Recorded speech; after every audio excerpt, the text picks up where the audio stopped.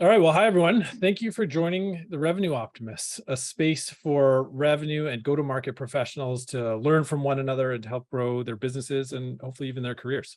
My name is David Nelson. I'm the CEO of Traction Complete, where we believe that data can be this incredible instruction set for businesses if it's done right. And so we're on a mission to help customers improve the data quality in Salesforce with apps that help link accounts into hierarchies, match leads to accounts and route them to the right reps, and normalize and deduplicate data. And in working with customers, we get to talk to some fantastic operations community members. And today I'm fortunate to be joined by Andrey Levin, the Senior Director of Sales Operations at Gainsight. So thanks so much for joining us, Andrey. And do you mind telling us a little bit about yourself? Yeah, thanks for having this. This is a fun opportunity to chat about what I do, I guess, for probably too many hours each day. Realistically, that is the role. So Dave, I'm Senior Director of Sales Ops at Gainsight. I'm coming up on 2 years at Gainsight in April. That has flown by really, really quickly. And my role actually shifted a little bit recently, and we can talk about that. So now I lead sort of more into the sales space. Previously oversaw most of go-to-market sort of operations, but more on the analytics side. And now moving forward, kind of really focusing on sales as well as our pipeline from an analytics and operations perspective. So that's a little bit of me. I'm located up in Boston, and yeah. Fantastic. Well, thanks for joining us. Can you maybe give us a little bit of background on Gainsight? Gainsight is essentially the premier customer success platform. Probably really the first one. It kind of invented the segment as far as customer success tools go. Company's been around for about a decade, and we do a whole lot of customer education and just educating the space in general about what customer success is, and think of ourselves as a very big promoter of the customer success profession itself. So. Okay, so when you are going through your planning, or when you've gone through your planning in the past, you are probably trying to make territories even. And it sounds like you have strategic, enterprise, I would guess mid-market sort of thing. How are you guys doing? Are you doing any account scoring or territory scoring at all to try and create those? We do our grading on a couple of dimensions. So there is a significant sort of persona component to it. Okay. So thinking about the customer success solution as an example, if you have a chief customer officer, you're probably a pretty good fit for Gainsight, right? So if you have customer success managers, you're probably a pretty good fit for Gainsight. But you need to have sort of a large enough team to also make really good use of the platform. So, there's a significant persona component to it. Okay. And then there's a typical sort of firmographic, industry, size, revenue, how rapidly are you growing, and then a technographic component, like what else is in your tech stack, right? Apart from just direct competitors, but what are adjacent technologies that you may have, which make you a pretty good fit for us. So wow. And so you're taking all of that data into your calculation for the score for the accounts. Yeah. That program, I think this, I've had this conversation before with other sort of RevOps communities, is how do you approach grading, and like what point do you start doing machine learning or AI? I kind of a little bit, like how much data does any SaaS company you have, especially on the smaller side, to be able to do real data science on it? It's always a little bit of a question, right? So, and I think the point is like you can get probably 80-90% of the way there just by doing just good kind of descriptive statistics work. Where does it look like? What combination of products represent your wins, right? Versus your losses. And you can make a lot of inferences from that before you start picking up much more advanced methods. We've gotten to the point where we're probably at the limit of what we can do without starting to pick up more advanced tools, right? Okay. So I started very, very kind of in a targeted, limited way, asking our data science team, which actually sits within the product organization, to lend me a little bit of time when they have to just take a peek at maybe there's some interesting sort of data science related kind of methods they can use to help, right? Which they do for health scoring of our customers, but they've never really looked at for scoring prospects. So I think that becomes kind of a more interesting conversation as we go into the future. But for now, like it's a massive Excel file. I mean, it's the largest. It's like a 300 megabyte Excel file, which takes like 2 minutes to open. And every time I do anything, I just restart my computer, close everything, and just go into it. But that's good to know. That's good to know. Yeah. So you're using Excel, you're pulling in all the data. what I took away from that was technographic, firmographics, and persona based. So then I would imagine that you're going to have a mix of, hey, your customers, you're going to have the accounts cleaned up with firmographics, you're going to have contacts in there that you're talking to. But for prospects, are you then going and pulling in your TAM or preemptively and the prospects to go along with it in order to do that scoring? Or is the scoring really based on your existing customer base? So our full program kind of looks like this. In the summer, so our planning calendar starts kind of like July, August. Okay. We do a sort of a realistic TAM analysis. So this is not like a PR TAM analysis or TAM is gigantic. It's more like what are we realistically selling to. So we're fine. What's our ICP? What's changing from last year? What are we really going after this year? That sets up some of the basis, especially from a persona perspective. So July, August, we'll start with a TAM analysis, and really that's trying to understand kind of a realistic TAM. Who are we selling to? What's our ICP? What adjustments are we making based on what worked or didn't work last year? So that gets done and sets up sort of the first layer, just how many companies are there out there? What segments are growing? So it's a good check against our initial even thoughts about strategy for next year. The second thing we end up doing is account grading exercise, where we'll start refreshing all of our data sets. And we should be doing it a couple of times a year realistically, but the summer is really kind of where we get it heavily into it. So we refresh all of our data sets, have a follow-up sort of conversations with our sellers around what's working, what's not, what have they sort of seen changing from the perspective of what's important or not in that grading. And this, by the way, is one of the big changes we're making for next year is getting more real-time feedback. So as we're looking at their account plans, actually saying, is this an A, yes or no, right? And if it's not, why? So we can learn on that as opposed to doing this sort of big exercise once a year. So that sets up our account grading, which then starts feeding into a territory and a potential model. So what we end up doing is trying to get to an expected value for every account. So that's our prospect universe, just what exists in Salesforce, and trying to essentially say, okay, it's an A-graded account of this size.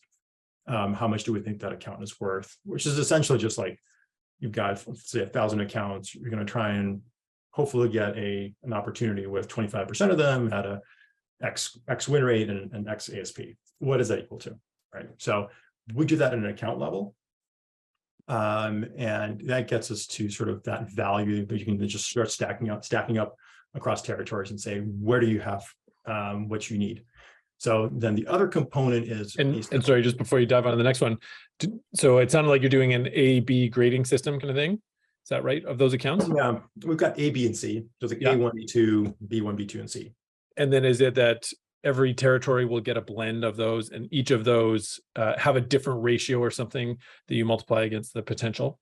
Yeah. So actually, if you want to go a little bit deeper into it, so we try to keep assignment down to just A1, A2, and B1 accounts if we need to. Again, we have flexibility on how high or how low we set the threshold. So if you have absolutely perfect data, presumably that would increase your win rates and increase your ASPs, and you need to assign fewer accounts, right? Okay. So without that, we kind of have to give a little bit more of a buffer. So the account grading gets slightly more relaxed, right? To get to what we need to fill, how big of a team we need to support for the next year. Right? So depending on growth, targets, et cetera. Because there's no such thing as perfect data, you know that. Yep. So that's kind of the first layer. So we'll assign the best accounts that we have. We put those through another gnarly spreadsheet, which basically just assigns a value to each of those accounts based on historical trends on win rate and ASP. And because we do this at an account level, we can then start stacking them up into territories. So where's there sort of sufficiency from a size perspective and from a geography perspective? Does that answer your question? I think so. Yeah. Okay. I mean, I could go incredibly deep with all of that, from like what makes A1 versus A2. Yeah, it's an evolving sort of set of attributes, right? They are weighted against each other, and something that we've done differently for next year than this sort of previous 2 years is, instead of having one global model, now we've tuned it a little bit more towards sort of a large segments. So assumption is that enterprise accounts, different things are a little bit more important than for a Series A company, right? So and that does prove to be pretty impactful. But it's everything from and like the personas that they have, how fast they're growing, how fast their teams are growing, and what adjacent technologies they have. So, and the impact of those varies across size. So we're providing a little bit more specificity than we did last year. And that's a challenge, because on the one hand, it actually limits, sort of reduces theoretically how many accounts you might be scoring as an A, but it makes those A's stronger A's, if you will. Yeah, more guaranteed to be an A. Yeah, I hear you. Well, okay, so I've heard you say a few things there. You're doing kind of technographics with adjacent technologies, firmographics. What are the data providers that you're leveraging for all of this analysis and to clean up your data? The ones that we're partnering with right now are ZoomInfo for sort of the majority of the basic data, everything from hierarchies to employee accounts and just sort of basic firmographic data. We also use them for contact, so they do a lot of the heavy lifting internally, and they've been a partner of ours for a couple of years. We've also started filling in this year data from LinkedIn directly, from LinkedIn Sales Insights. Invariably, every single seller, if you have Sales Navigator, but their first thing they're doing is they're opening up that account, Sales Navigator, and if the data there disagrees with the data that you have in Salesforce, you're immediately creating a conflict. You're gonna hear about it. Yeah. So of like, hey, this account isn't 500 employees, it's 800 employees. Well, on one hand, that actually doesn't matter, because that would be in the same segment. But if it was a 250 person company that ended up being a 750 person company, now you're potentially in the wrong segment, right? Yeah. So it matters. And because I already have too many things to do, I don't want to answer those questions. So I'd rather just say, this is the data set that's preferred by them. Right. Our line in the sand is whatever is what we're following. And then we probably open to get some more specific data for our EMEA business, which becomes a little bit challenging because of GDPR. So there's a whole other set of conversations there. But that's generally what our tech stack looks like. We just added HG Insights recently. For the technographics. I was just going to ask about that. Okay. Yeah. Nice. So then you bring in all that data, you're enriching it on the records and the contacts, it sounds like. So I think I heard how fast the company is scaling. Oh, you mentioned whether it was a Series A company or not. Are you pulling that from like Crunchbase or something, or where are you getting that info? Right now we're getting funding rounds from ZoomInfo as well. Okay. So how fast they're scaling, if they have recent funding, can be actually a pretty powerful indicator for us as well. It was certainly previous years, and I imagine going forward, companies who are still getting funding in this environment will be on everybody's target list. Yeah, you're right.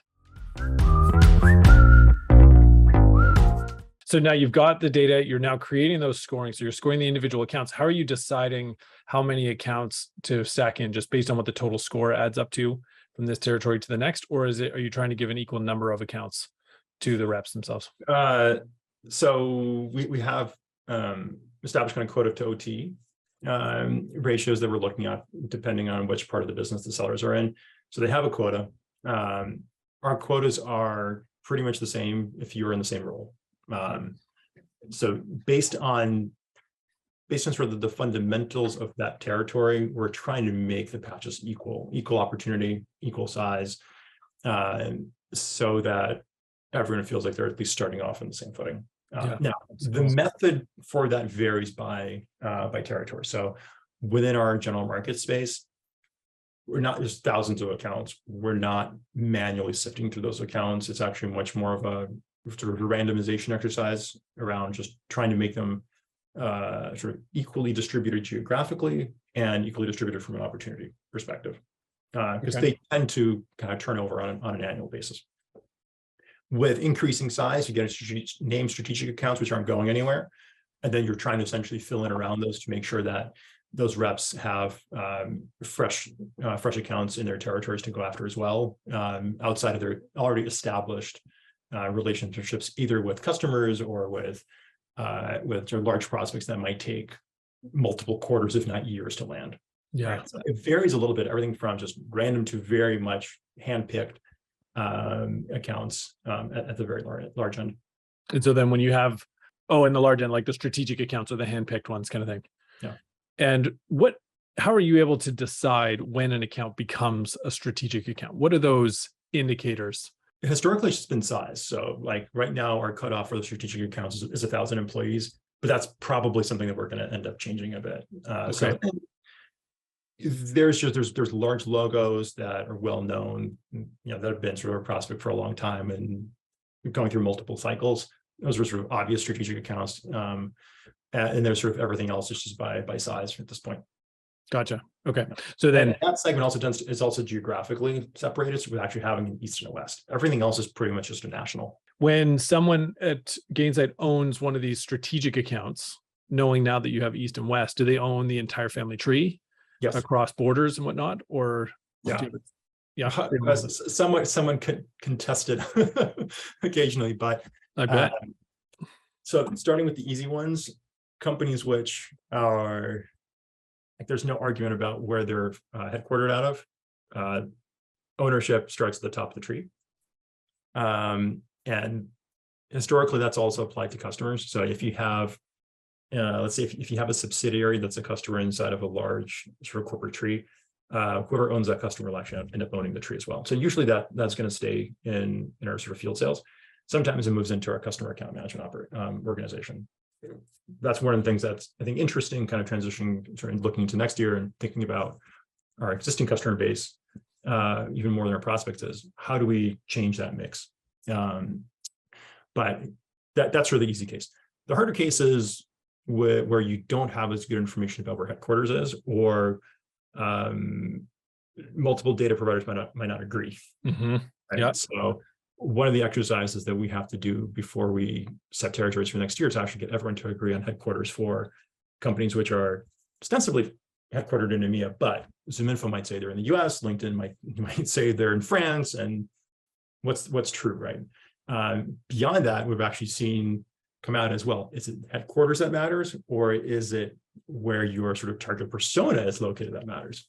Which is a bit harder to do at scale, and people tend to move around, right? And who's to say, like, I'm in Boston, does that mean that if I'm the target persona, it should be in, sort of an enterprise East rep, when if the company's actually headquartered in California, right? Like, these are pretty fundamental questions that you're also new post-COVID to some degree.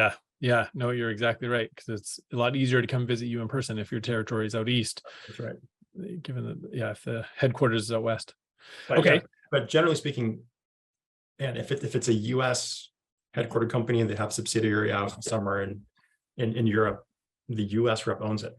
Now, arrangements can be made, exceptions can be made, but generally speaking, that's how it goes. Okay, yeah, sounds good. So back to the planning. I interrupted you there. So you've done the scoring, you've put the accounts into your stack rank and whatnot, and carved. What was the next step there? So they're carved, they're stack ranked. We understand the size of sort of potential size of territories. We do two more steps because there's never enough. One is making sure that our sort of bottoms up capacity model actually agrees, or that our territory potential model agrees with capacity. So we don't want to say is we need X million dollars of bookings here, but then territory net potential says, but you only have this much here, right?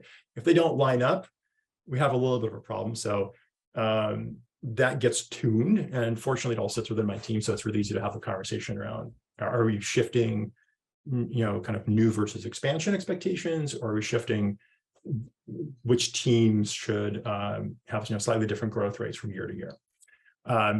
So once those are locked down, immediately from the kind of bottoms up capacity bookings model, we're going to roll that into a pipeline, early stage pipeline model, which will say how many SQLs and how much pipeline is actually needed to generate.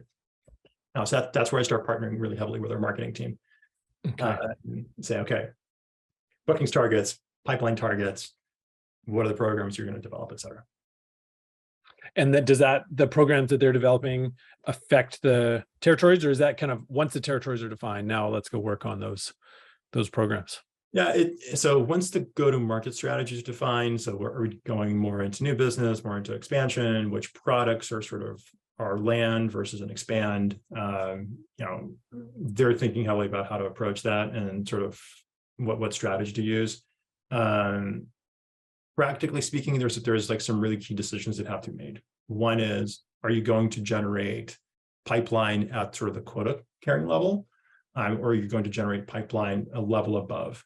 Right. So there's overassign between sort of the company target and the quota. So you can choose where you're going to generate sort of pipeline for, right? Because it can be a pretty big swing if you have an overassign of 5, 10, 15%. That's a pretty sizable difference from a pipeline generation perspective as well. So there's a decision to be made there. And we've changed our minds on that 1 year to the next sometimes.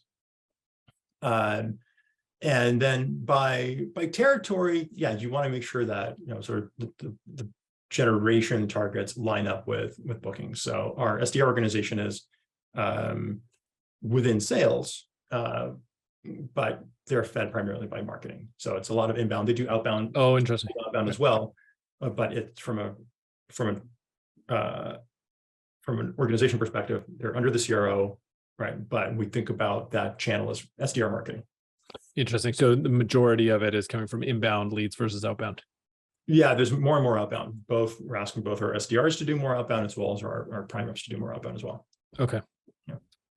And then actually that outbound's an interesting topic. So you've gone through this analysis, you've looked at that realistic TAM versus the marketing TAM.